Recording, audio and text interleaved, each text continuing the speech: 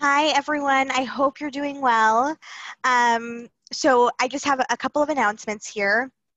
So first, I'm going to dedicate the class. So this class should be Lilui Nishmat for Aaron Walken, and should be a Refuah Shalema for Avraham ben Sarah Esther, for Chaim Menachem ben Leah, for Yosef ben Shlomit, for Hinda Rivka bat Chava, for Sason ben Bracha, for David ben Sarah, for Paltiel ben Sarah, and for Ara bat Nakazam. So I'm actually really excited to make these next two announcements. We've been waiting for this for a long time, so I'm excited to share this with you. So first piece of news, one, we actually plan on, when we originally started Sion, we plan to do all of this in person. We have a place in Jamaica Estates, and obviously because of what's going on in the world, we had to pause that. But I'm excited to announce that we actually have our first live class a week and a half from today on Sunday night. It's for the men's and women's class, and it's going to be in person. You know, it's cool that we're all going to be able to meet one another. I would love to be there, but I'm actually about to pop. So I'm 9 months pregnant, and so I don't know if I'll be there. I can't make any promises, but I'm bummed out because I really want to meet everyone in person. And basically, so it's going to be on July 5th in Jamaica Estates. We're going to send out an RSVP just due to corona restraints. We have to be careful with the amount of people we're inviting in. So just look out for that. We really, really, really want to see you in person. We want to feel the energy of you guys being there in person. So it's very exciting. Now, of course, it wouldn't be my announcement if I didn't ask. We want to make this event as special as humanly possible. So we'd really appreciate any sort of financial support that you could give, which brings me to my next awesome piece, or my next awesome announcement is that we've actually launched our website. It looks amazing. I'm going to share it with you in the side here, and there you can donate by using PayPal. Literally, I say this every time, as much or as little you can give. Anything is very, very special and very much appreciated. And because of your donations thus far, we were actually able to build something really, really beautiful.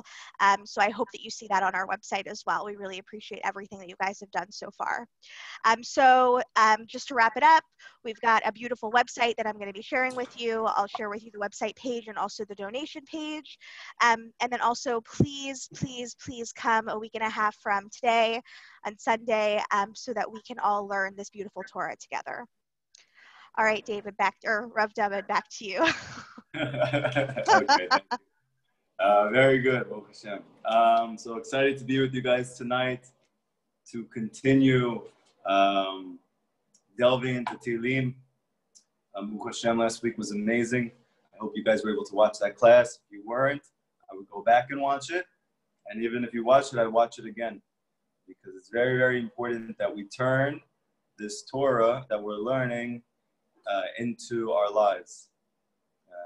You need to bring it into your life and to experience the Torah. This is the blessing of Chassidut, is that it's taking Kabbalah, the deepest, most mystical insights into reality, into spirituality, into physicality, and it's making it practical so we can live with it in our life. So it's very easy to come away inspired by learning Rabbi Nachman's Torah. It happens to all of us, Baruch Hashem, which is amazing.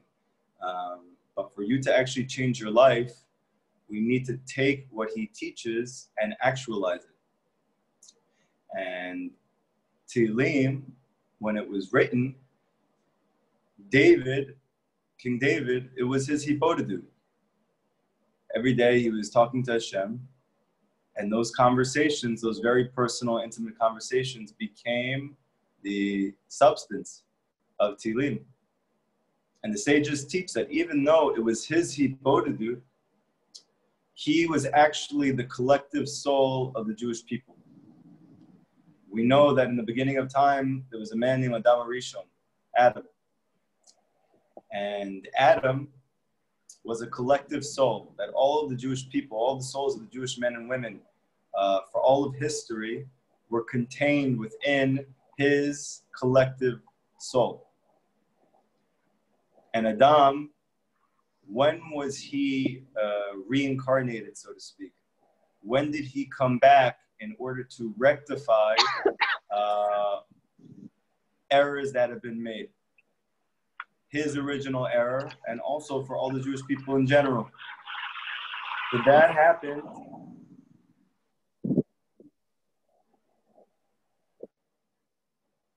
with the birth of David.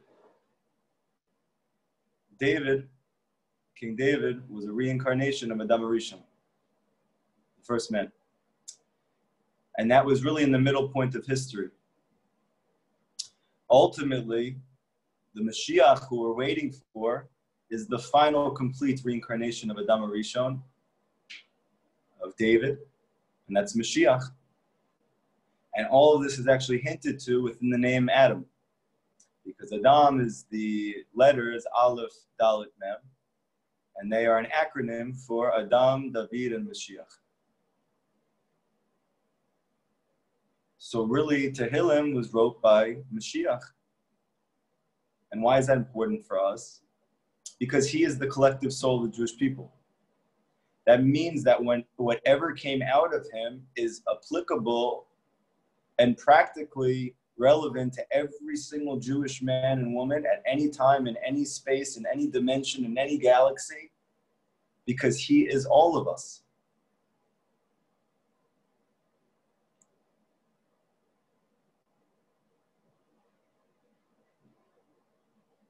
Now, Rabbi Nachman says in the second section of the Likutei Moharan, Likutei Moharan Tinyana, in Kuf Aleph, 101, lesson 101, that when you say Tehillim, you're not just supposed to be reading it. We had a question before, should I do the segula of saying as much as possible, saying a whole day's worth, or all of Tehillim in one day in Shabbat?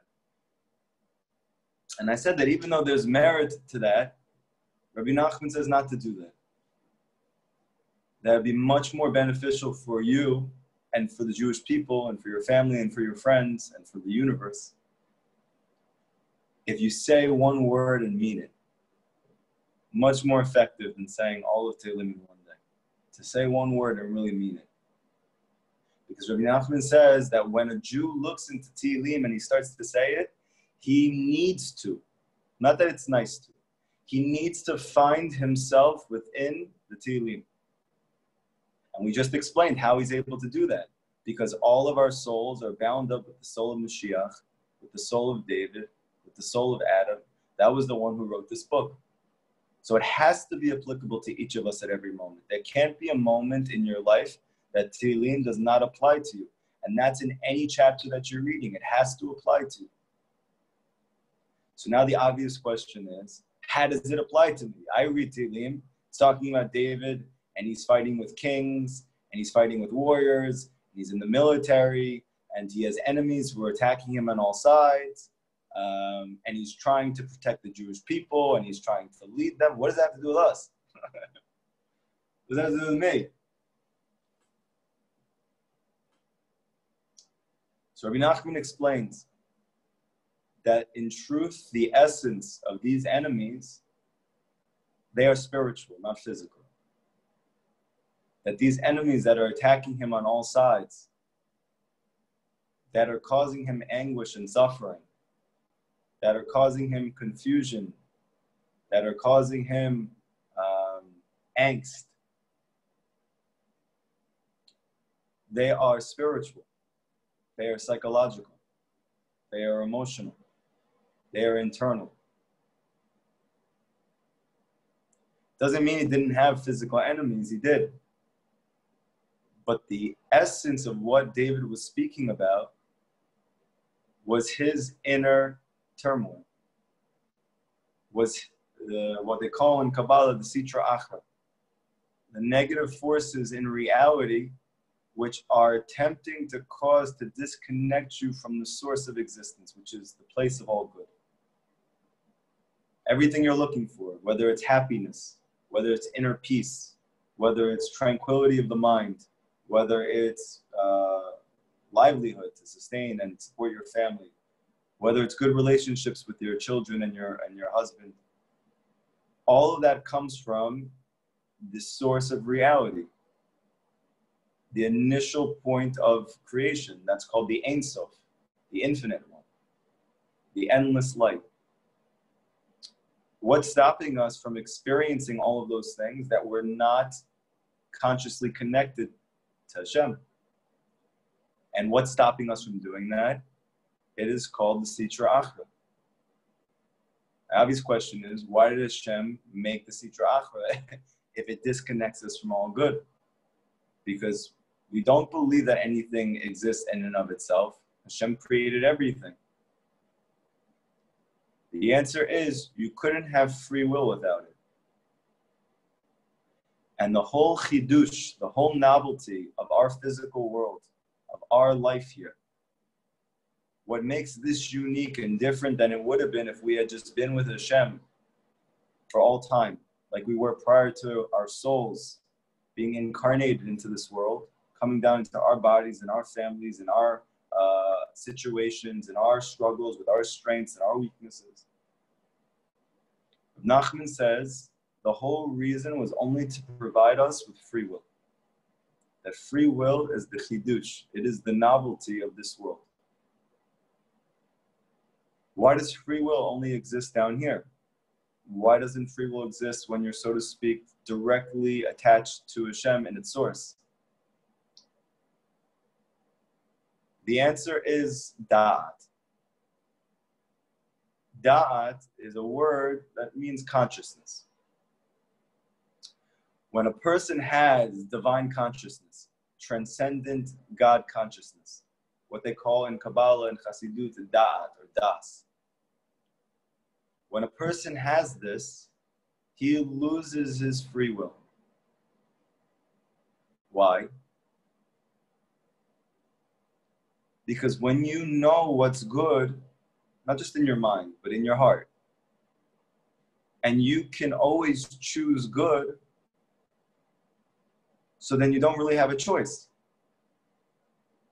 But if good and the thing that disconnects you from good both look like they both have benefits, now you have a choice.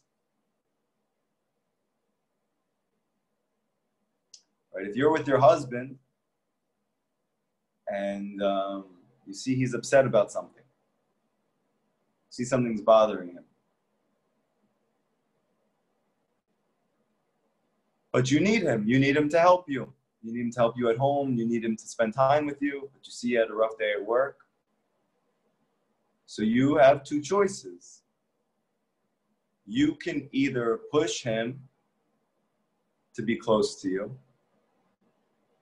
even though he may not want to, because of how he feels. And this will cause you tremendous feelings of hurt, feelings of low self-worth, feelings of being incapable, feelings of being unloved. And we usually choose that choice. Or we could say to ourselves, this is what Hashem wants. Hashem wants right now that we have space. What could be a reason that Hashem wants me to have space right now? Maybe because he wants me to develop self-worth.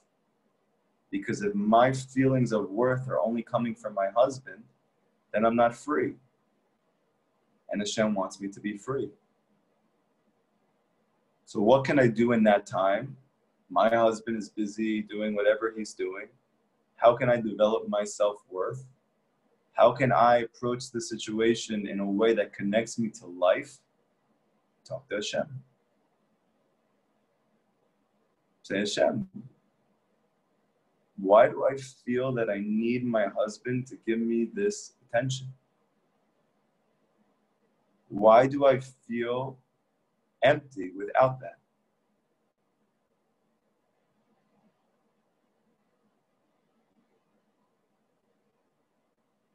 Ask Hashem if he can fill it up. And as soon as you have that conversation, you're conscious. You're alive. But if you choose that first choice, then you usually experience anger and despair and sadness and confusion. All of that, according to the Torah, according to Kabbalah, according to Chassidut, that's called death. Emotional death, psychological death, spiritual death. Why? Because if you're alive, you have emunah. If you have emunah, you're alive. If you don't have emunah, you're dead, even when you're living.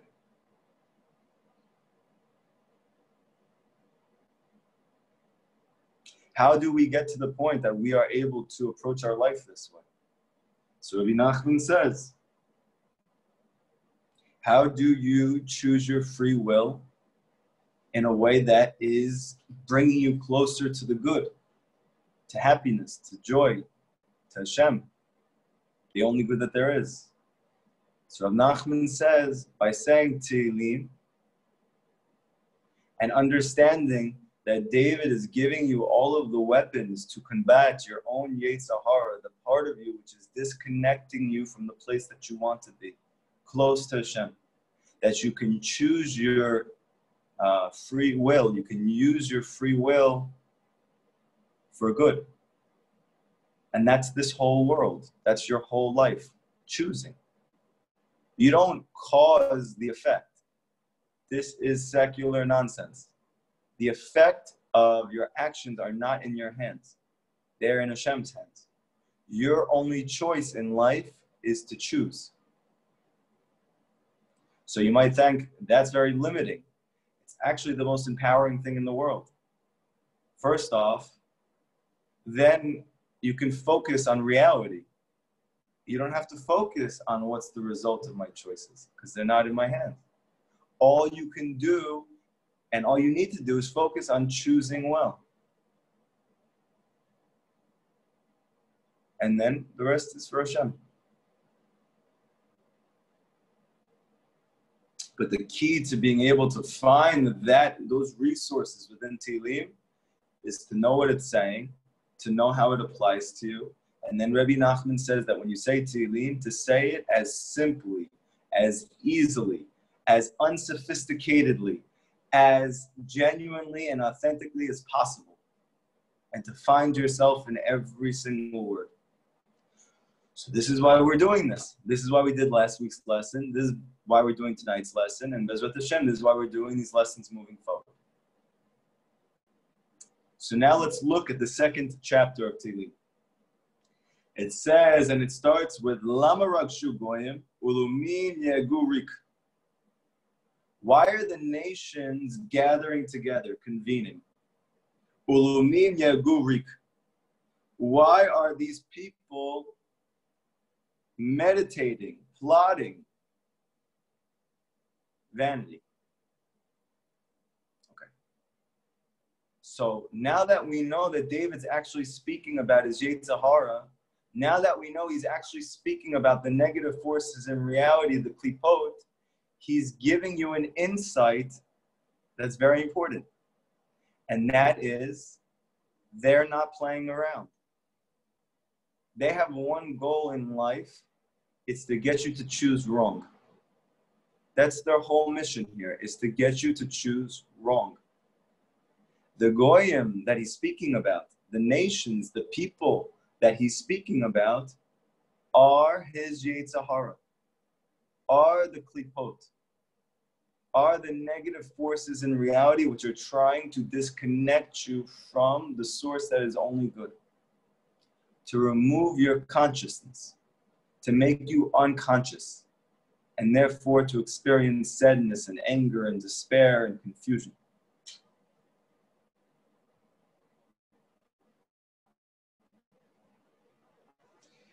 Yigyadzvu malchei eretz v'roznim nosto yachad.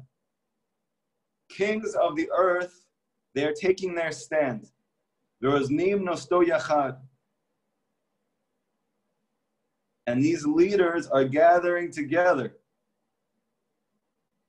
What are these kings? What are these leaders? So a king is someone who has authority.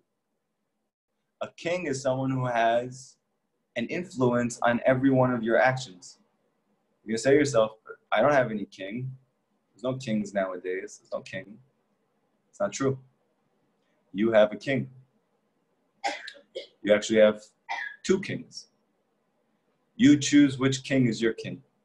There is one king. His name is Hashem. He is the source and the root of your soul. He is infinite good.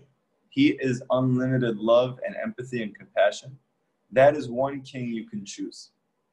The other king you can choose, which is the natural choice, it's the unconscious choice, that king is called your Yetzer Hara,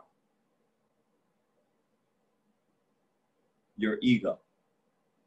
Your sense of self as separate from Hashem, your sense of self as separate from the Jewish people, your sense of self that's separate from creation, separate from reality. Ego. The Yetzer Hara. You don't have a choice about whether or not you have a king. You have a king.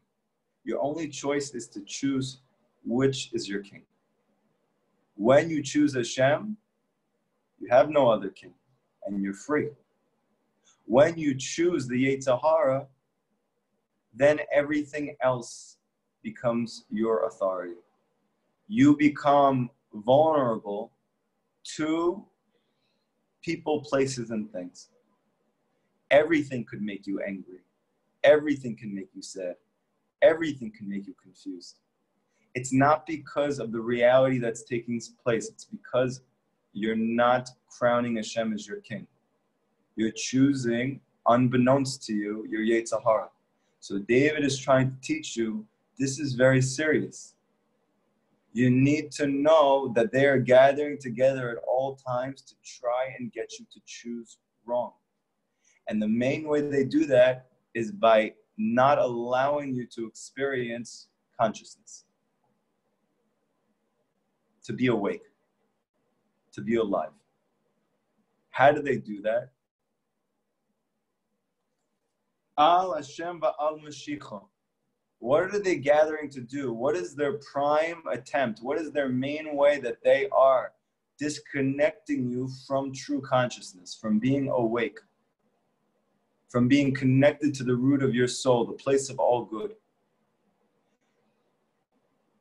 Every single time, they're trying to get you to not choose Hashem and not to choose his Mashiach. Who is his Mashiach? So Rav Nachman explains, it's the tzaddik of the generation. Every person who comes and leads the generation, he's the one who teaches and has all the guidance that's necessary in order to connect to your higher self, to your inner reality, to the place you've always been looking for. He is called your Mashiach. How does the Yetzer Hara, the Sitra Achra, stop you from connecting to Hashem? By stopping you from connecting to your Mashiach. We learn in this week's Parsha, Korach, the root of this, the root of machloket, the root of conflict, internal conflict. Korach was a very brilliant man. Korach was a very wealthy man. Korach came from very high lineage, and he had a very great soul. All of those things combined to make him feel that he should also be a leader of the Jewish people. He should be a leader just as much as Moshe Rabbeinu was. What's the issue? He wasn't.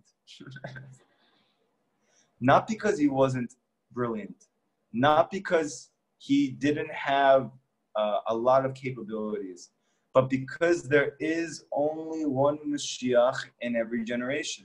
There is only one Tzaddik Hador. There is only one Tzaddik Emet. There is only one Tzaddik Yesod Olam. So what looks like, from his perspective, was a very convincing argument. And especially for our generation, that everything is about being democratic. that Korach literally said, why can't we all be tzaddikim?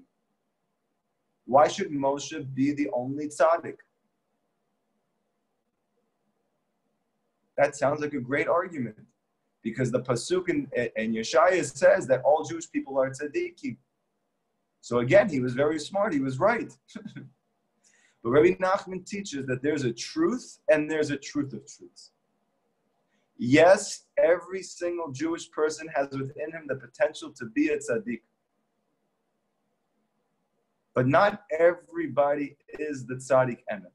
Not everybody is the Re'eh Me'amana, the faithful shepherd of the Jewish people of that generation. There is one soul that continues to reincarnate in every generation to lead the Jewish people. There's only one soul like that. And Hashem designated that soul before creation. It's Moshe. The reason why Moshe Rabbeinu lived 120 years is because the Arizal explains he reincarnates 120 times, his soul. And the Arizal tracks back all of those original reincarnations up until a certain point. Let's do the math. If he comes down 120 times,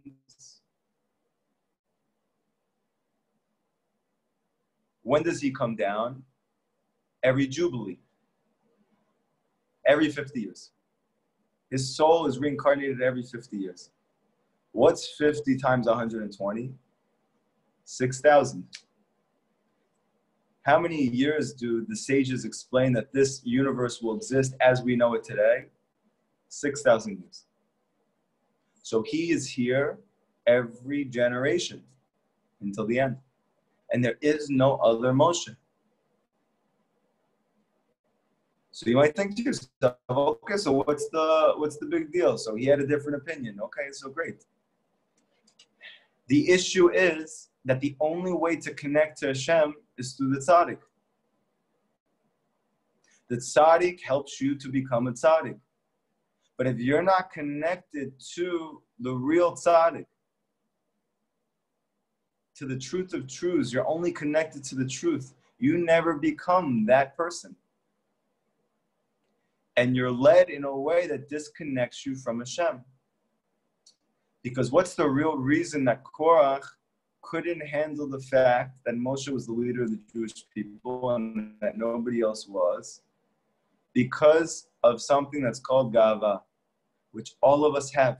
And it's the most subtle thing, arrogance. So you might think, what's so arrogant about him? That doesn't sound so arrogant. For this, you need Hibodadu.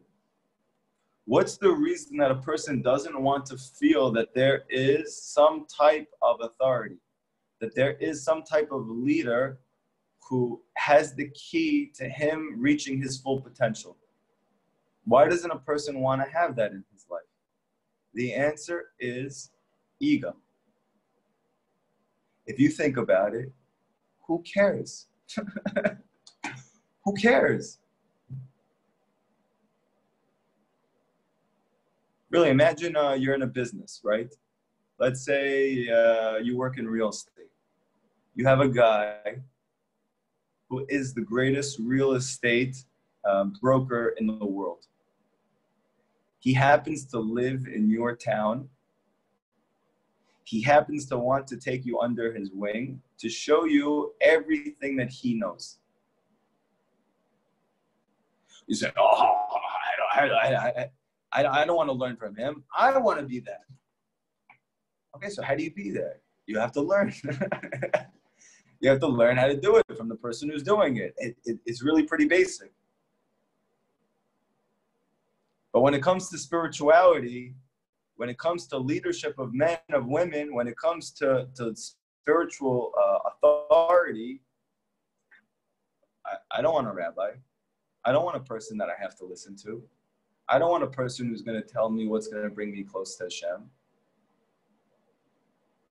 Where does that come from? It comes from insecurity. If you were secure, you wouldn't care. Hashem sent somebody to give you and bring you to all the good. He wants to connect you to Hashem. He wants to connect you to true simcha, to true joy. He wants to give you inner peace. He wants to bring you to connection. He wants to make your relationships good with your friends and family. We don't want those things. But because someone wants to teach us how to do that, that's a problem.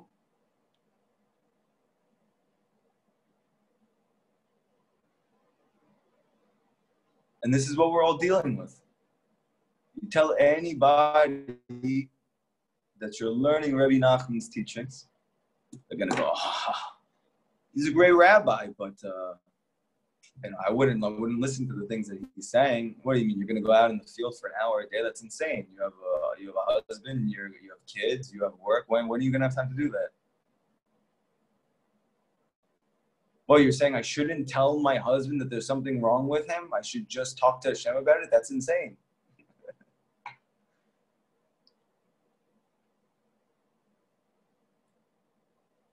What, that I should be learning Torah? But they say the Torah is only for men.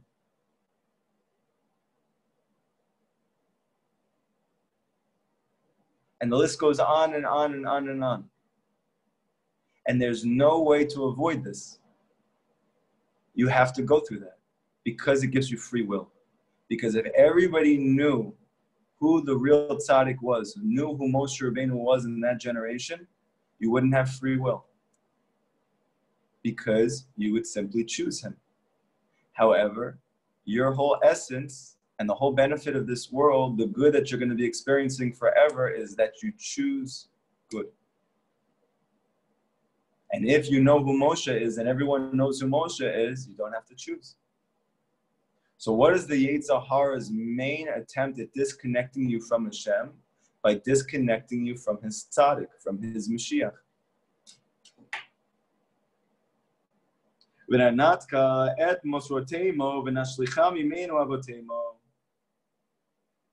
They want to tear away his guidance and cast away his ropes. Why do they not want you to connect to the tzaddik? Because then he's finished. The Sitra Achra, the Klipot, the Yetzer, only choosing wrong. From you choosing correctly. When you get angry, it gets life force. When you're sad, it gets life force. When you're confused, it gets life force. And then it's able to attack even harder. It's able to squeeze in on you in an even more intense way. To make you more confused, to make you more angry, to make you more sad. All of these negative emotions give the Sitra Achra life force. So how do they disconnect you from Hashem so that it could have life force? By disconnecting you from his Mashiach. Because if you have complete connection and attachment to his teachings, to his wisdom, to his advice, and you try and bring it into your life, so you're going to slaughter your Yetzer Hara. Because you're going to be living with joy. Because you're going to be living with peace. Because you're going to be living with consciousness. You're going to be living with Amunah. You're going to be alive. And if you're alive, then the Yetzer Hara is not. But if you're sleeping, then the Yetzer Hara lives. Yoshev b'shamayim yischak Adonai yilag lamo. Hashem is sitting in Shemayim. He is sitting in the spiritual universes. Adonai yilag lamo. And he finds it humorous that the Sitra Achra, that the Yetzer Hara, is trying to stop you from connecting to the tzaddik. What does it mean that he's sitting? He's not physical. So Rabbi Nachman explains, Rabbi Natan explains, that when you're sitting, you're still. There's no change. Nothing is transforming. But when you're moving, things are changing. They're moving, they're transforming. The Malachim, the angels, they don't move. They're still. Hashem, at that level of existence, he is quote unquote sitting. Why is he sitting? Because at that level of reality, he says, I don't change. My Mashiach doesn't change. Geula doesn't change. World peace is not going to change. Redemption is not going to change. It's all going to happen. They can't change that. So it's humorous for Hashem. But at our level, in our life, Hashem is changing with us. When you pray to him, he is responding to you. When you're doing something good, you're trying to choose right, you get a response. But how can it be both?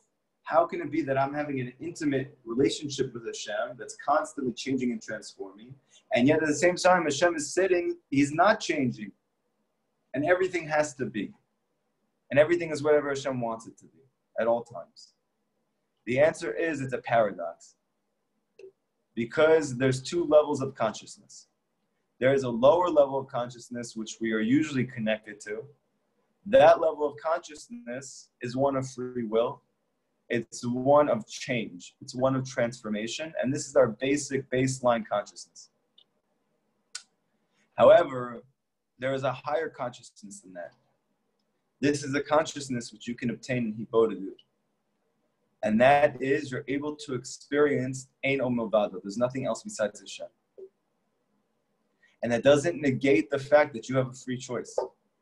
And there's no ability for a person in this world to understand that. It's not a paradox because they both can't coexist. It's a paradox because we're not conscious enough to experience how both of those things can be. And that's to give you free choice. But you still need to know that at a higher level of reality, Hashem doesn't change. And whatever Hashem wants to happen is what happens. Hashem wants redemption for you, it's going to happen. Hashem wants that there should be world peace, which he does, it's going to happen. Hashem wants that everybody should be wealthy, it's going to happen. Hashem wants that everybody should be healthy, it's going to happen. We can't stop that from happening. And at the same time, we have a part to play. How can we have a part to play if Hashem's doing it anyway? This is the paradox. To be able to hold both of these states of consciousness, you have to do Hibodedut. Because the more you talk to Hashem and you're alone with Hashem, and then you bring that back to your life and to your relationships, so when you go to Hashem and you're alone with him, you're able to connect to the fact that Ein Od Milvado, there's nothing else besides him. Because by speaking to him, by relying on him, by throwing all of your issues on him instead of on people, places, and things, then you are becoming conscious of reality, that Hashem is really the cause of everything. And then when you go back into your life, you're going to have an impression from that experience. You're not going to be able to feel as connected as you were in your Hibodedut to that reality, but every single time that you do it, it leaves an impression on you. And it lifts up your normal lower state of consciousness. So it gets closer and closer and closer to you experiencing that it's all Hashem. And that's the source of all peace. And that's the source of all joy. That's the source of all happiness. That's the source of all connection.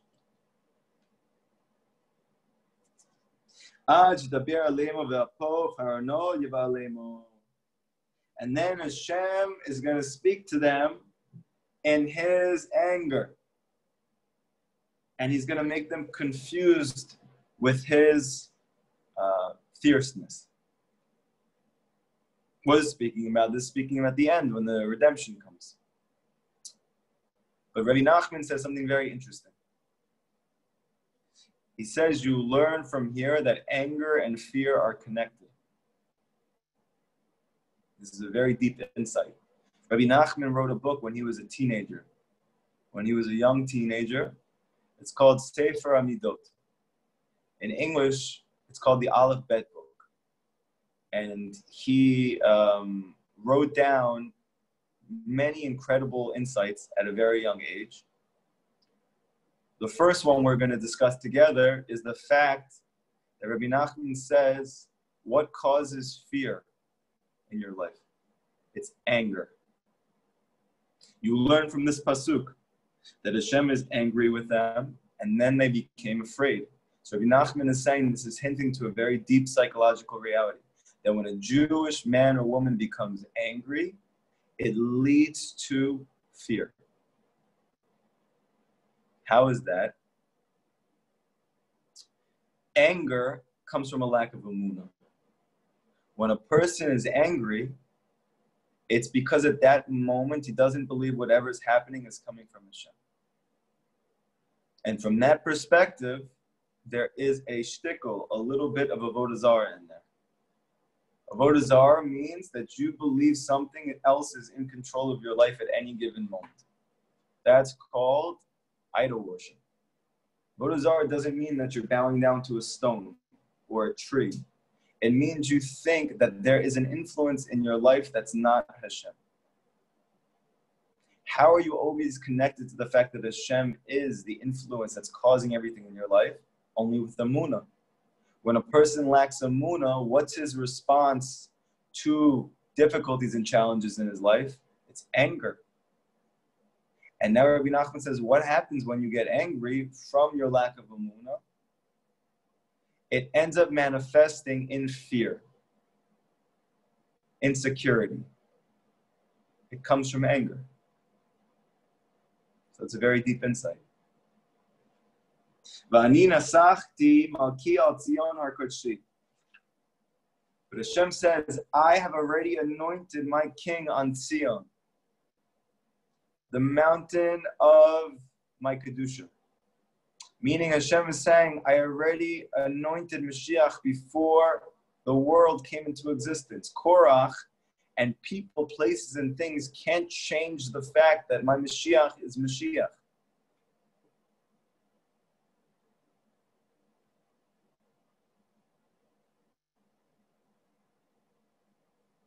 Asapra al-Chok.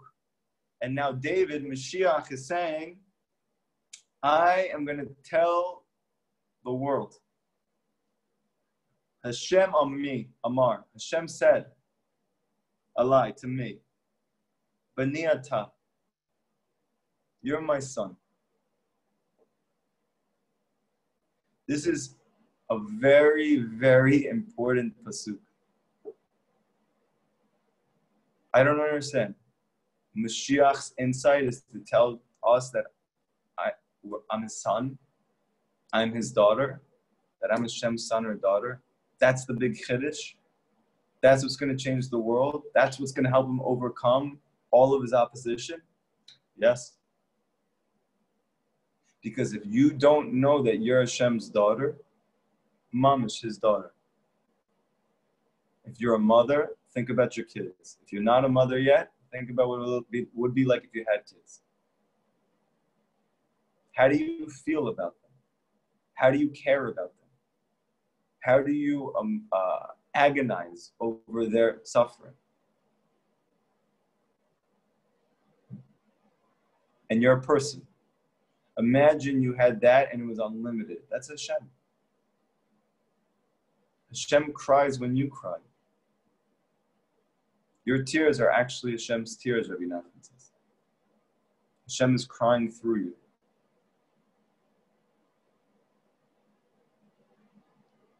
What's the key? What is Mashiach going to teach us that's going to help us overcome? What is the Tzaddik Yesod Olam going to teach us that's going to overcome our Yetzer Hara? First off, Beni Ata. You're my son. You're my daughter. You think because you're not close to your parents, you don't have parents? It's not true. You have Hashem.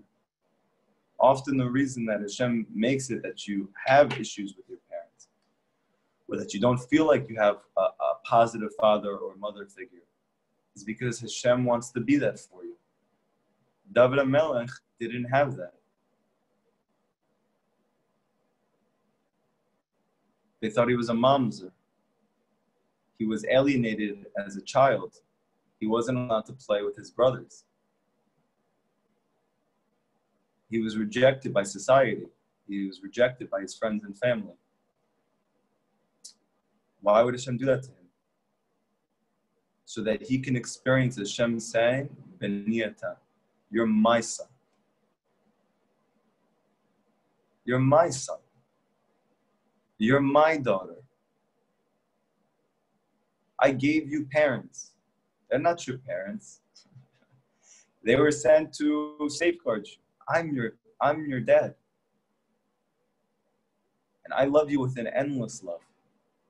And I believe in you until the end. And I'm not going to let you fail. This is the beginning of your being able to overcome your Yetzer Hara. When you realize that you are Hashem's daughter. And he loves you with an endless love. And he empathizes you with an unlimited empathy. Ani hayom yiliticha. And I'm giving birth to you today. Second, very interesting, bizarre thing. David, Mashiach, the Tzaddik, is coming to teach us that I'm Hashem's child. So that's the first key to overcoming the Yetzer Hara. And the second one, which is so important, Rabbi Nachman stressed all the time. He says to David, I'm giving birth to you today. Rabbi Nachman says you have to start over all the time. What does that mean? You fall. You make an error. You make a mistake. You choose not life. What should you do now? So David, Mashiach, is saying to you, the Tzaddik is teaching you, start over again. Start over again. Like you never existed before. But what do you mean? I just had this fight and no. It's gone. Poof, doesn't exist anymore. Start over again. Like nothing ever happened. So you might say to yourself, yeah, but that's not responsible. That's not based in reality. So the sages teach like this. Time is a very mysterious thing. The past is gone, doesn't exist anymore. The future isn't here yet. And the present is gone in the blink of an eye. So where is time? Rabbi Nachman teaches, in truth, it doesn't exist. That is something worth contemplating. Time does not actually exist. It is a figment of our imagination. Hashem gave us what looks like time so that we can have free will. But in truth, when a person is conscious of the inner reality of Hashem, who has no limits, who is not bound by time or space, so you also are not.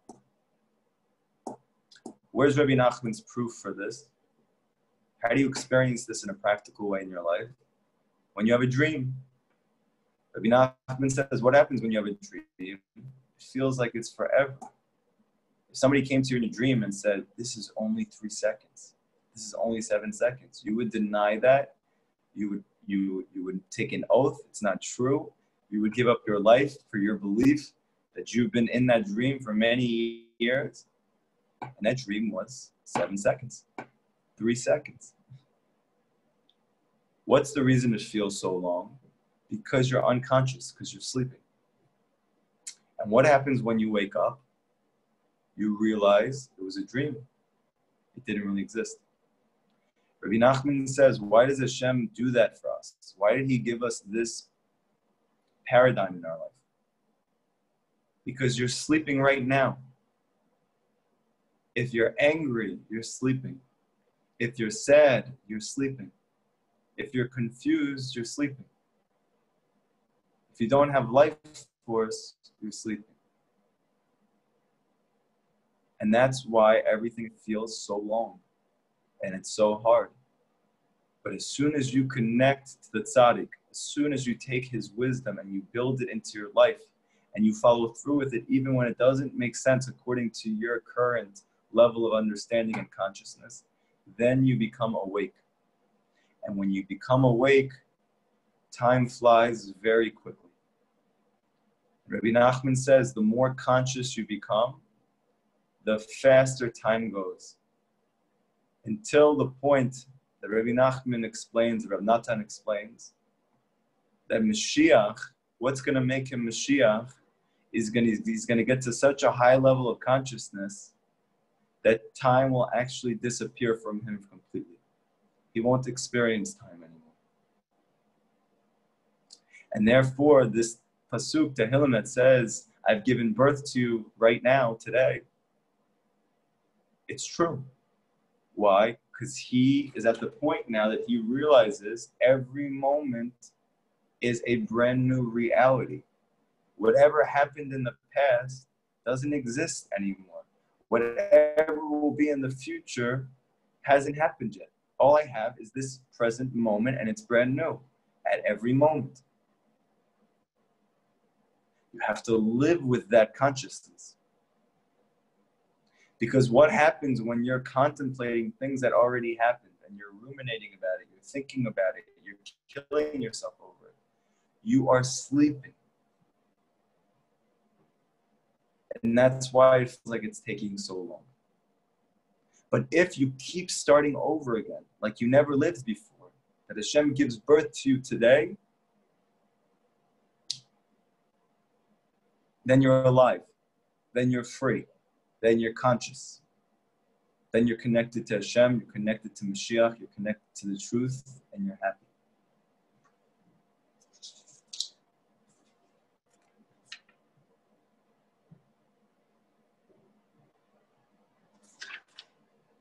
We're going to continue, B'ezrat Hashem, this parak in Tehillim. B'ezrat Hashem, we'll finish it next week. Does anybody have any questions from tonight's class? Should have questions. You don't want to ask them out loud, you should ask them on the bottom, but everyone should have questions. The main question should be, how do I practically bring this into my life? Do we have any questions?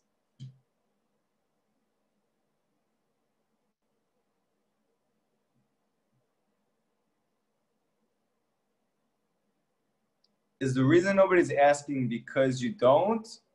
Because it was so clear? Or because you're bothered by the lesson? Somebody say something.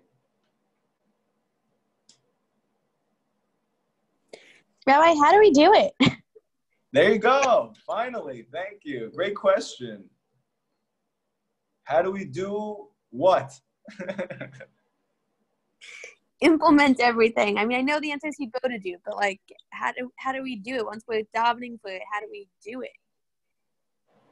You have to, we're learning tonight, you have to attach yourself to Moshe, to the Mashiach of the generation, to your tzaddik. What does it mean to attach yourself to your tzaddik? It means that you learn his wisdom every day to some extent, and you follow his advice to the best of your ability. So how do you do it? You keep learning Rabbi Nachman's teachings, and every single time you learn something, you bring it back to your Hibodedut, whatever you learned, and you ask Hashem to be able to experience what you learned. Because the question is not whether Rabbi Nachman, what he's saying is real. It's all real. You can experience all of these things. The only question is getting there. How do you get there? Hashem needs to bring you there. So you need to ask Hashem to help you. You do that in your Hibodedut. And also, you go to Hibodedut whenever you need help. When you have an issue, you talk to Hashem. Hashem, I'm struggling with eating. I can't stop eating. If you just try and force yourself not to eat, you will fail. But if words come out of your mouth, you say, Hashem, Hashem, I don't want to overeat right now. It doesn't make me feel better. I feel worse after I do that. It's not giving me life force. It's making me tired. It's making me confused. It's making me angry. If those words leave your mouth and you ask Hashem, now you have a shot. But if you just try, you will fail. because Hashem made us in a way that we can't succeed without him. So our error is not in the fact that we're failing. That's not our fault. Our error is that we don't ask Hashem for help. Asking does not mean in your mind. Asking does not mean in a book. Asking means that physical, verbal words come out of your mouth that are audible, that are heard in your ears to Hashem. And then you have a shot. I'll give you an example. Hopefully my parents aren't in this class. Okay, I hope this also falls into Kibud Avim, but just to try and relate, and just like, this is the first idea that popped into my head.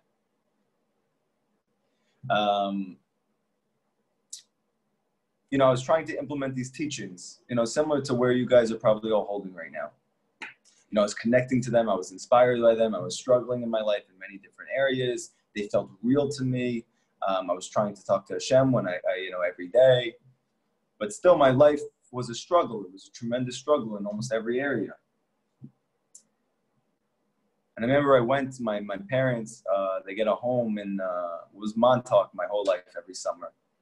That's where they met, and they went every summer. They look forward to it every year. And then I think they started going to the Hamptons in the past few years. And I went there with my wife and kids. So sorry, 1 second.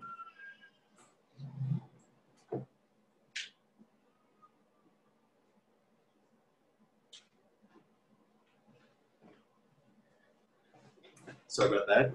So I went there with my wife and kids, and I was trying to implement new things, like Kibud Avim, like honoring my parents, which they were not used to. Because growing up, I wasn't a bad kid, per se, but I didn't know anything about honoring your parents. And I definitely didn't really do things for them. And it's a big thing. It's a big thing to honor your parents, no matter how they are. And that's very hard to do. So when we were together, it was Shabbat, and Baruch Hashem, like they really, they try and help us to keep Shabbat. They're not observant. All of this is new for them, even now. But they try their best. And I decided, like, when the food was coming out, that I would serve my parents food. I would bring them the food. And I could see immediately my dad was very confused and getting angry. And my mom is like, why are you giving us food? We're your parents. We're going to give you food. I said, no, I want to give it to you. I want you to sit down. I want you to relax. It's Shabbat. I want you to enjoy. I want to give you food. So I asked my dad, what drink do you want? He told me what drink he wanted, and I could see like the anxiety was building, It's like another new thing that David's doing that we're not used to. And I come back with the drink, and I have a big smile on my face, and I open it up. And I guess the bottle was shaken before. So the drink just like shot out everywhere, and it went all over my dad. And his face just, I don't know how to explain it. And I was so embarrassed. And I felt like so never. And he got really mad at me. And I remember thinking, I got so upset because I was just like, this is like I'm trying to do something nice. I failed, it didn't work. But I was really trying to do something nice. And in my attempts to do the right thing, the response was anger. The response was volatility. And that's painful. So what did I do? Normally, if I was growing up like I grew up, I would have got into a huge argument with my parents. What did I do instead? I said, Hashem, I said to myself, I know Rabbi Nachman says, when you feel like this, don't respond. Go talk to Hashem. I left the room I pretended like I was going to go get napkins or whatever. I gave them napkins, and then I went to the back. And with tears coming down from my eyes, not because it was so serious, but just because when you're trying so hard all the time to try and connect to something good and you're rejected by your reality, it's very hard. So I went behind the wall. I said, Hashem, everything that happens is from you. Everything that happens for the very best. Everything that happens is to bring me closer to you. And I kept saying it over and over and over and over again. I said, Hashem, help me to go back into that room and to be calm and to be happy and to enjoy my Shabbat. And I was able to. Why? Because I brought Hashem back into my life, because He is the cause. As soon as you connect to the cause, you're alive. What happens if you respond to the effect and not the cause? You die. You die psychologically, you die emotionally, you die physically, you die in stress, you die in embarrassment, you die in anger and confusion. So that's a practical example. How do you respond? You go and you talk to Hashem. You reconnect yourself to Hashem. It says that a tzaddik lives with his emunah. He lives with his emunah, meaning he's not alive if he doesn't have emunah. Nachman says, what is emunah? Talking to Hashem. That's the emunah. So you have a problem, go talk to Hashem. Even though you have an hour of Hibodedut that you're supposed to be talking to Hashem about all of these things, it doesn't mean you don't have to talk to Hashem the rest of the day. The more conscious you become, the more you talk to Hashem, because you realize He's the cause of everything. You realize He's the source of your life. You realize that He is your Father that loves you and that He wants the best for you. A person who has emunah, he speaks to Hashem. A person who has more emunah, he talks more. A person who has more emunah, he speaks even more. Because when you realize that everything is Hashem, so why would you ever go through a secondary source? Why would I ever deal with the effect of a problem? My parents are not the cause of the problem. Hashem caused it. So why am I going to interact with someone who doesn't have the ability to change it? Or at least in a deep way to change it. I went to Hashem. I chose correctly. That's called choosing correctly. Only through attachment to the tzaddik, only through learning his advice, only through learning his wisdom every day and bringing it into your life in a practical way, trying your best. And even when you fail, like we learned in tonight's class, start over again. Rabbi Nachman said, I had to start over many times every day. Starting over doesn't mean, let's go again. And still think about all of the stuff. No, it means it's gone. Start over completely. And reattach yourself to Hashem through speech. Start over again completely. If you continue to start over again, then ultimately you will succeed. This is the key to success. The key to success is the ability to start over again. But so you might say to yourself, yeah, but people always told me stop thinking about it and I can't. The reason is because you think it's real. Nobody knows that the reason why starting over again works is because starting over again is truth. Because you are a brand new person at every moment, because your reality is a brand new reality at every moment, because it's not the same as it was 1 second ago. Nothing is the same. The fact that you feel that it is because your consciousness is asleep. That's fine. That's all of us. What do we need to do? We need to start over again and to try and bring the Tzaddik's teachings back into our life by living them out to the best of our ability. And continue doing that every moment, every day. And you'll see that those moments will stack up. Those days will stack up. And ultimately, you will change. But if you are constantly staying in the past, which isn't even real anymore, you will be stuck. And you will never be able to grow to happiness, to peace, to connection, to security, to self-esteem. Does that answer your question? Yeah, definitely. Okay, great. I see there's another question on the bottom. So my question is, I know it's getting a little off topic. How do I make Hibodedut a habit? I learn about it, then do it for a day, and then I stop. How do I do it consistently? Oh, there you go. Great question. You ready? What does it mean to be attached to Moshe? To be attached to the tzaddik? To be attached to the one who's trying to make you conscious?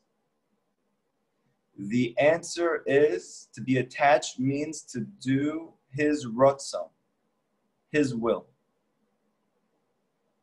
To follow through with his advice. That means that you're attached. So you're saying, which is a great question, and this is how everybody starts who learns Rabbi Nachman's teachings. I did Hibodedut one time, I felt good about it. Next day, I didn't do it. I did it again a week later, I felt good about it. Next day, I didn't do it. I did it again a month later, I felt good. Next day, I didn't do it. Okay, some people do that for a few days. Some people do that for months. Some people do that for years. So I'm trying to help streamline your process so you don't have to go through all of that. What did I find in my process of going through that? How are you able to get yourself to do Hibodedut every day? By forcing yourself to do it no matter how you feel. Like for instance, you're going to say, okay, great, but I want to, I'm just not doing it. Did you eat today? Yes, everyone here ate today. What if I told you not to eat today? Or tomorrow when you wake up, don't eat anything for the whole day. I mean, what do you mean I have to eat? So even though you may not have time, even though circumstances may not permit it, even though things are going to come up in your day that are going to cause you struggle and tribulation and trials and difficulties and confusions, you're still going to find time to eat because you have to eat. You have to have this approach with Hibodedut. Hibodedut is life. It brings you life. Not just spiritual life, physical life. So you have to stop looking at Hibodedut like it's a nice psychological mechanism for helping me feel peace in my life. It is not a nice thing to do. You need to. You need to.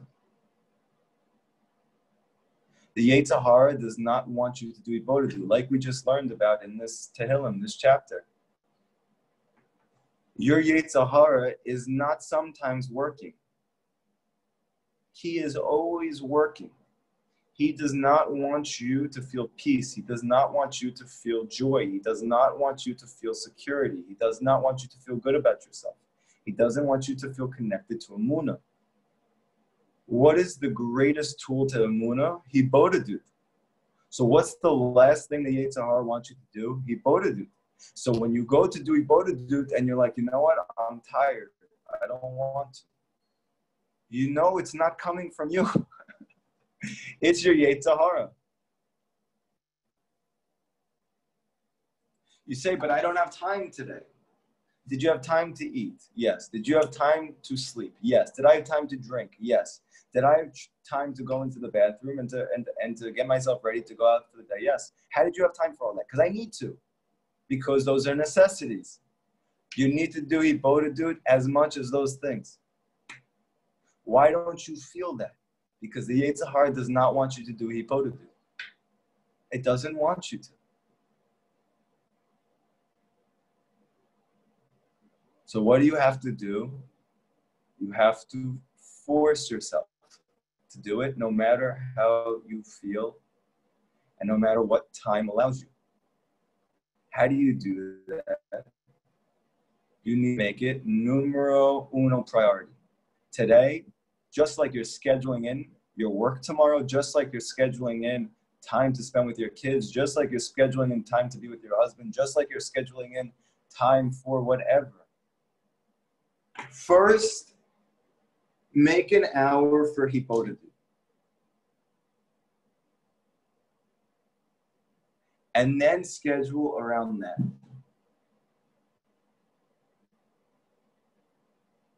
Nobody's going to tell you that's normal. If you ask anybody else, they're going to say that's irresponsible. But those people are not Moshe. And the only way for you to have free will is to choose Moshe. I think by now, after being in these classes, you know and you feel that this is real. Or if not, you wouldn't be here. So how do you get to experience the good from it? You get the benefit from Moshe when you listen to Moshe. If you go to a doctor and you get a prescription for medication for something, you have a virus. This takes out the virus. You have to take it for 7 straight days. Imagine you take it for 1 day, and then you start to feel a little bit better. So you stop taking it for 6 days, and you feel terrible. You go back to the doctor, and you say, why don't I feel better? The doctor says, did you take the antibiotic? You said, yes, I took it the first day. I felt better, but then when I started to feel better, I stopped taking it. Yeah, but the prescription is for 7 days. The only way it works is if you do it for 7 straight days. Then it's going to be gone from your system. Now imagine you went around complaining to everybody that you can't find a good doctor. You can't find the right doctor for you. You had the right doctor. You just didn't take the prescription. I fumbled with this for years. He voted to do it, not doing it. He voted to do it, not doing it. He voted to do it, not doing it. Why? Because when you want to experience all these things that we're talking about, you're going to experience them when you do them. When you take the prescription. Because Rabbi Nachman is mamash a spiritual doctor. He is a doctor. If we are angry, it means that there's something wrong. If we're sad, it means that there's something wrong. If we're confused, it means something's wrong.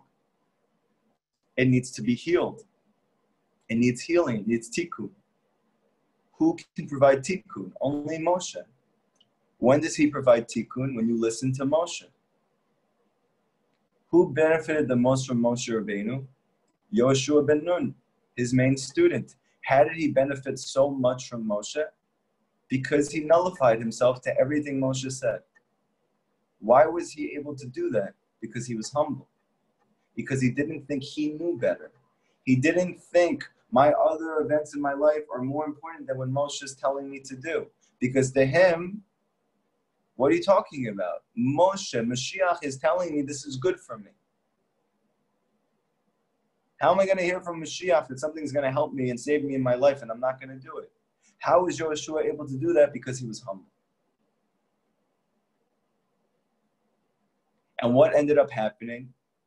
He so became a vessel for Moshe's light, he began to reflect the light of Moshe. To the extent that the Torah doesn't even count that Moshe is dead until Yoshua passes away. That even after Moshe passed away, it was like Moshe was still there. Because his light, his consciousness had been so absorbed by Yoshua, by Joshua, because he had completely nullified himself to Moshe. It wasn't because Joshua was an idiot. He was brilliant. It wasn't because he wasn't charismatic. He was that also. It wasn't because he wasn't capable. He was that also. But he was humble. Humble doesn't mean I do it when it makes sense to me. Humble means I do it when it doesn't make sense to me. If you had the answers to your problems, you wouldn't be learning this. If your intellect allowed you to figure out answers for these issues in your life, you wouldn't need answers. That means you need an answer that doesn't make sense to you. Doing an hour of Hibbodah a day doesn't make sense to you. That's good. It's good that it doesn't make sense. If it made sense to you that this is the most important thing in your life, that means you would have already done it. The fact that it doesn't make sense is great. that coming from a good source, obviously. If it's not coming from the right person, then it's irresponsible, and that can cause tremendous destruction in your life. But the proof is in the pudding. Look at his students. Look at the people who live with Rabbi Nachman's teachings. To live with them doesn't mean just to learn them and to be inspired by them. It means I force myself to do whatever he says, even when it doesn't make sense. Those people are happy. Those people have peace in their life. Those people have good relationships. Those people have joy. Those people have life force. Why? Because they're humble. Humble enough to admit that they don't know the answers to their problems. And only Moshe does. And as soon as you admit that, then you can begin to receive what he wants to give you.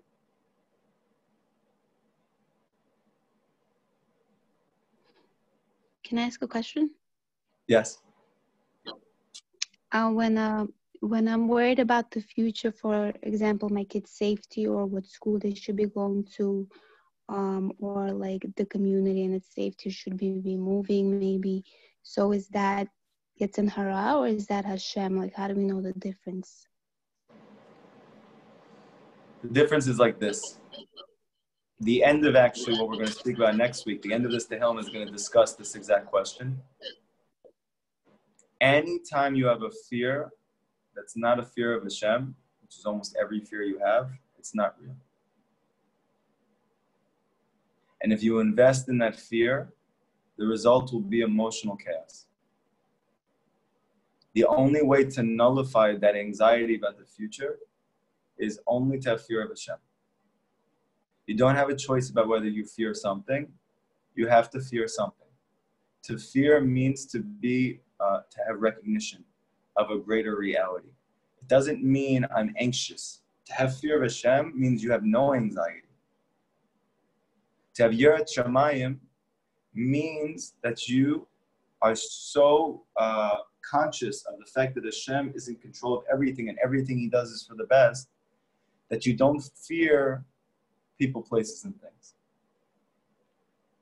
So to have a concern about the future is normal, right? You have a concern, something happens, you have the concern. Now, what do you do with that concern? You bring it back to Hashem. You say, Hashem, I need your help. I want to send these kids to schools like this because I want them to be able to connect to you so they can have a good life. That's your hishtadlut, that's your effort. But that's the end of your effort. For you to worry and concern and to make yourself sad and angry and confused over it, that is definitely your Yetzer Hara. So when you say fear Hashem, and is that the same as like trust in Hashem? Yeah. Okay. Okay, thank you. You're welcome. Let me see. It looks like there's questions on the bottom here. What do we get out of an hour versus doing it for 20 minutes? Do we not get the same benefit if it's just for 20 to 30 minutes? No, you don't get the same benefit. Nobody wants to tell you that because they want to encourage you to do it. However,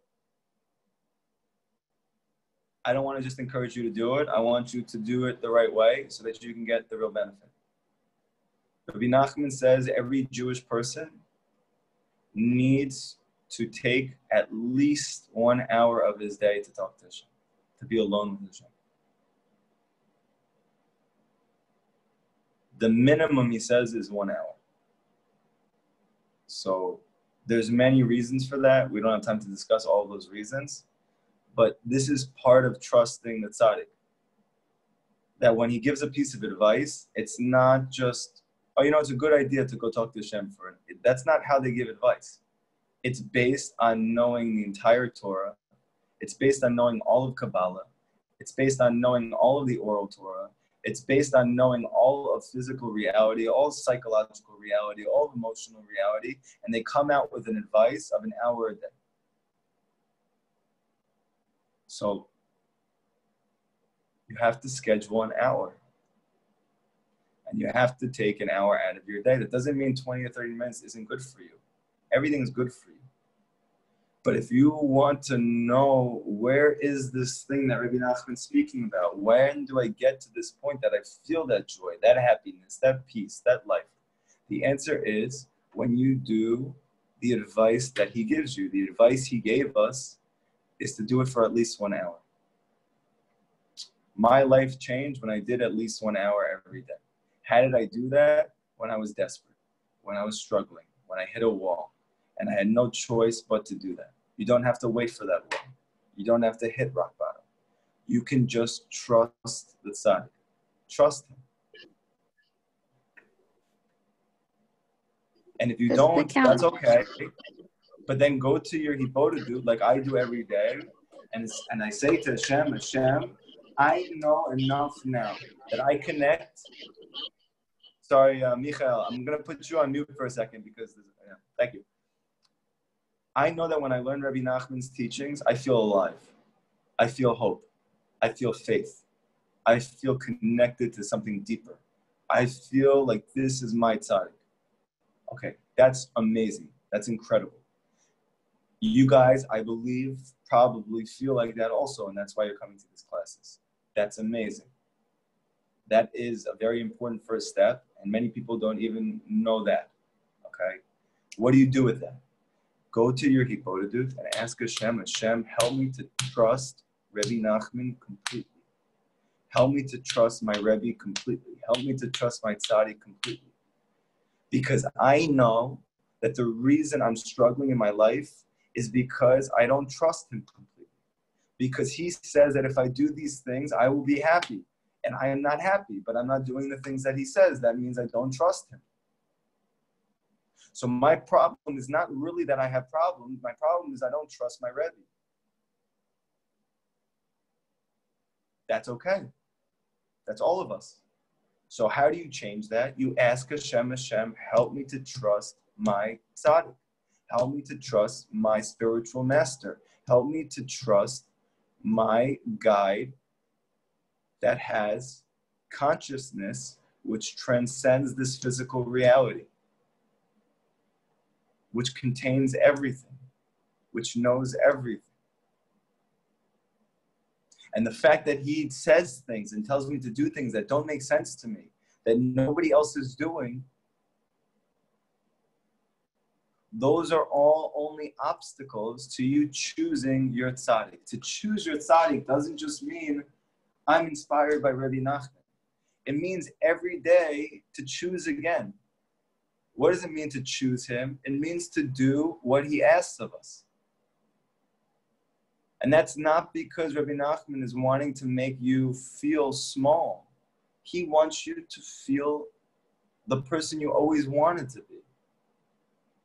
But your ability to do that is to take your own intellect, which is what's your own consciousness, which is what's causing your suffering, and to move it to the side and to allow his to come into your life.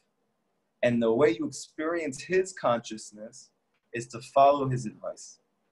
His advice is at least 1 hour a day. So when you say that, you, so sorry. Yeah, go ahead. When you say 1 hour a day, just like you said, you were in a deep, like in a struggle, and you would spend that 1 hour talking.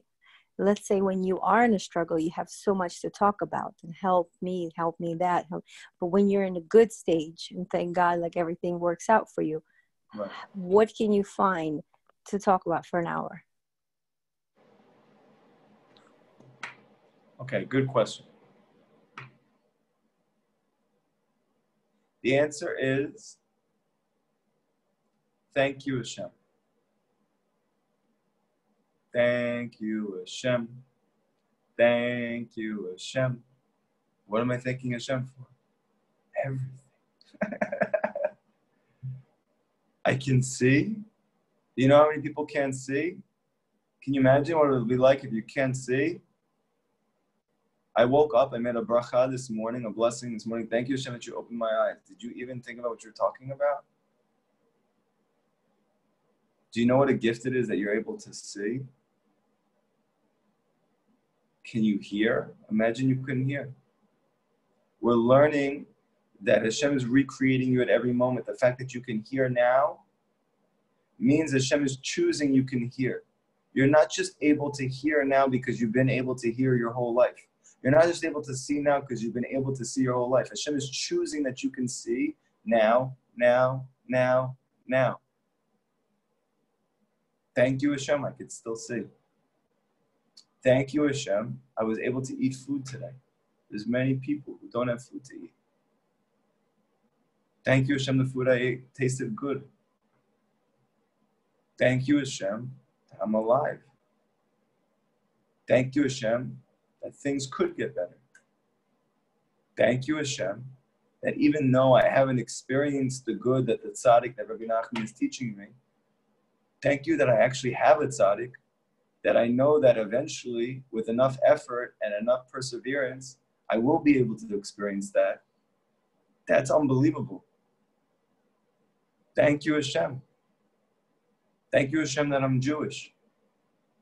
Rabbi Nachman says if a person understood at all what it means that they're Jewish, a man, a woman, if you really understood what it means that you're Jewish and what that means for yourself, in creation, for all time, Rabbi Nachman says you could be happy with that one thing the rest of your life.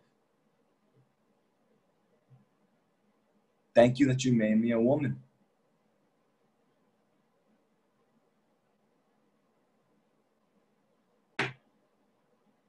Thank you for technology, that I can have classes like this. There'd be no way I'd be able to learn Rabbi Nachman's teachings if I didn't. Thank you, Hashem, that I have clean clothes. The fact that you have all of these things, so you're saying, why am I saying thank you for them? Because you don't realize it's a gift. You don't realize Hashem is giving you a free gift at every moment. That's why we're not happy. Because we think we should have something. We don't realize we have everything. And all these things that you have are gifts. And they weren't one-time gifts. They're every moment. And the fact that it doesn't look like that is a mirage. You have a table to eat on. You don't have to have that. You have a hot shower. Baruch Hashem. Did you ever go to another country? Often they don't have hot showers. You ever go to a third world country? You go to the market, there's flies hovering over all of their food. And it smells everywhere. And the baby's stomachs are distending from not having enough nutritional value. What do I have to thank Hashem about? Everything. And if you don't really believe that Hashem is giving this to you as a free gift at every moment, so say to Hashem, Hashem, please help me to believe that you are giving me these free gifts at every moment. Help me to be thankful for things that I think are coming to me, that I think are natural, that Rabbi Nachman is teaching is really a recurring miracle.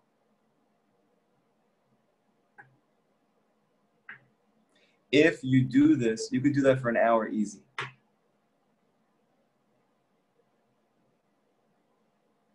Does that make sense?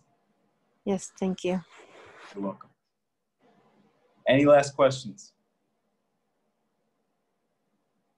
Someone wrote here, and this is what we'll end with. I've noticed the more I learn Rabbi Nachman, the more obstacles come my way, and it's so unbearable. Already the Yetzer Hara harder and harder to fight. The deeper the Torah, the more of a wave of sleepiness comes. I just don't understand. It feels like I just have a huge klipa, and I don't understand from what. You and me both. Everybody who learns Rabbi Nachman's teachings and connects themselves and tries to the best of their ability to bring it into their life faces tremendous obstacles and difficulties and challenges. That means you're choosing correctly. Because Moshe always has Korach. And David always has the kings of the world. When you are trying to attach to the truth of truth, the thing that's actually going to bring you to happiness, to joy, to peace, you are going to have to overcome tremendous obstacles. You are going to have to overcome tremendous doubts. You are going to have to be bold and fierce. Is it always going to be this way? No. No. That's the best part. When the Yetzer Hara realizes that you're not going anywhere,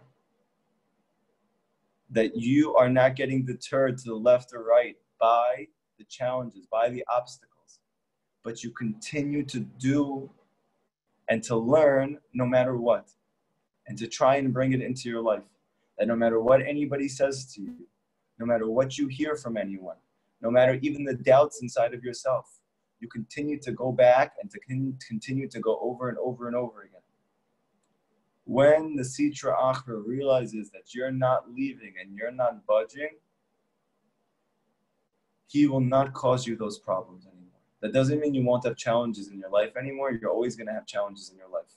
But the challenges that you're facing right now are not like those challenges. To have challenges with Emunah is like being in another world. To have challenges with Simcha, with happiness all the time, is like being in another world. Rabbi Nachman's teachings are going to bring you to a place of tremendous joy, unlimited peace, unlimited happiness, unlimited Emunah. But every moment until you get there is going to be very hard. And the fact that it's so hard is a good sign. If it was easy, it means you're not really trying. Because, like we're learning in today's Tehillim, the last thing that the Yetzer Hara wants any Jewish man or woman to do is to truly attach himself completely to his Rebbe, to his tzaddik. Because as soon as he attaches himself to Moshe Rabbeinu, he's done. So the only way I'm able to tell you that is because I went through all of that to the greatest degree. To the psych ward, to the psych meds, to depression, to emotional chaos, to physical illness. You name it, I had all of it. And all of it started and intensified with Rabbi Nachman's teachings. But I didn't give up. Because Rabbi Nachman says it's only temporary. It's only to increase your will for the good. And if you don't give up, you will persevere. You will find the golden mountain and the pearl castle. And it's not going to be in another lifetime. It's not going to be 10 years from now. It doesn't have to be 5 years from now. It doesn't even have to be a year from now. It doesn't even have to be a month from now. It could be tomorrow. You don't know when that is.